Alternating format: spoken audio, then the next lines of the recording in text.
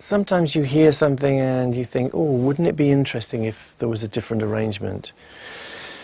And this song was written as a disco track very quickly by Freddie, and we all played on it at the time, but it was for a separate project. It was for the Metropolis film in conjunction with Giorgio Moroder, who was doing the soundtrack for it.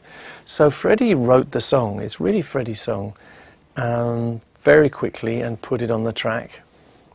And it's a kind of, well, it's very disco in the original version, and you don't get the impression that there's very much passion, you know, that you don't think there's very much contemplation perhaps, because it's very up. But take away the rest of it. I mean, I don't know where the idea came from. It probably came from our manager, actually. But I remember talking to Jim about it and thinking, well, we could try to take his vocal off and take everything away, and then it would possibly sound like a ballad. But I thought there would be technical problems. I thought you would hear in his cans, you know, when he's wearing headphones and he's singing, I would have thought that you would hear lots of click and snare drum and stuff. But actually, we got the multi-tracks, put them up, transferred to Pro Tools, clean as a whistle. Freddie sings just absolutely clean and beautiful. So as soon as I heard him singing without the backing track, it sounded like a ballad. It absolutely, and it actually affected me very deeply. You suddenly realise that Freddie didn't just write a song for the sake of it. He wrote it because he felt something. Love kills, and love kills is a very powerful concept, you know, and it's the truth. Love really is supposed to be this wonderful, jolly, happy thing, you know, we're all blessed with love, but love actually, if you love somebody, a lot of the time it's very painful and it can really kill you. So I've instantly really related to this, and I wanted to hear the song done that way, so I built a new arrangement around his voice. It's interesting what you can do in the studio now. You can change lines just a little bit. You change one semitone here and it changes the meaning of the line, and you can put different chords under. So with the new arrangement, I played it to Roger and he went, yeah, I think this works. And Roger did this beautiful track playing sort of half speed to the disco thing. And then I knew that we had it. So, and everybody who hears it goes, wow, I didn't realize Freddie wrote that. But he wrote it, but it was sort of in a different package and you couldn't hear it in that way. So I love the song. I think it's a really good song. Awesome. And Adam has been singing this song on tour with great success. It suits Adam Lambert very well. And Adam is so much like Freddie in many ways, but Adam doesn't have to try to be Freddie, you know, which is the nice thing. He doesn't imitate. He just does his own thing. Well, Freddie was like a brother to us, of course, and the partnership lasted longer than any of our marriages at the time. It was very close, and losing Freddie was a very difficult thing for us all to get over. It affected us all very deeply, and I think we all went through a long grieving process where we didn't want to talk about it and we didn't want to be associated with Queen. It's like, yes, that was this part of our life, now it's finished, now we will be this.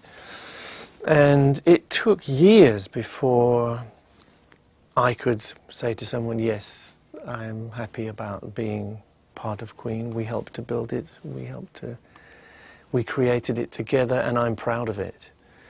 And once we got to that point, it opened the doors because people obviously still wanted to hear Queen music. So in some way we started to be open to the idea of playing together again. When Roger and I play, there is something that happens. You know, we are like brothers, Roger and I, and in every sense, you know, we fight. It's like there's a kind of rivalry there which you can't put away, but there's an electricity there, and when it's right, you know, as soon as we play, something happens which is bigger than both of us. So we realise that, and I think we've grown up to a point, you know, we're kinder to each other than we used to be. So Roger and I play, and then you can put in some way the stamp of Queen on it. It's not Queen like the old days, but it's the spirit of Queen is alive in a sense when we play together. We don't have John anymore because John opted out. We don't have Freddie, but we have what we built, and we still have our bodies which are able to make music. So now and again we find a way of doing this, and when something comes out of the blue, like Adam Lambert, you know, where did he come from? I can't imagine. You know, we didn't look for this guy. Suddenly he's there, and And he can sing all those lines. See, they're difficult songs to sing, Queen songs. There's too much range. So many people can't sing them in the original key, even if they are good singers. Adam comes along, he can do it easy. You know, he can do it in his sleep. You know, and he can sing higher than even Freddie could in a live situation. So I think Freddie would look at this guy and think, yeah, okay. You know, there would be a kind of, you bastard, you can do this. And Adam also has this presentation thing. He is a showman. He doesn't have to try. He's a natural. In the same way that Freddie was, you know. Some people walk on a stage and they are able to do this. They're able to connect with an audience, and Freddie had it without a doubt, and Adam has it also. So for a band, this is very important. Everybody's doing their thing, but you need that connection, you need that channel, and Adam is great. Not yet. I don't know. You know, we have this window of opportunity with Adam, and if that window closes, I don't think we'll be doing anything for a while, because you don't put things together that easily. They don't happen every day. So I think when Adam wants to go off and resume his normal career, then we will probably close up shop for a time. It's wonderful to be able to do this stuff right now, though. As I say, we didn't look for it. We don't need it. We have lives, we have family, we have various passions which we need to pursue. But if that door is open, to stand Queen up one more time is worth it. It's worth doing. To Queen fans in Japan, we miss you always, and I hope we get back to see you soon. It was great being in Osaka and Japan and Tokyo this time, but too short, much too short. So I hope we come back for a proper tour before too long. And you're always in our minds, always in our hearts.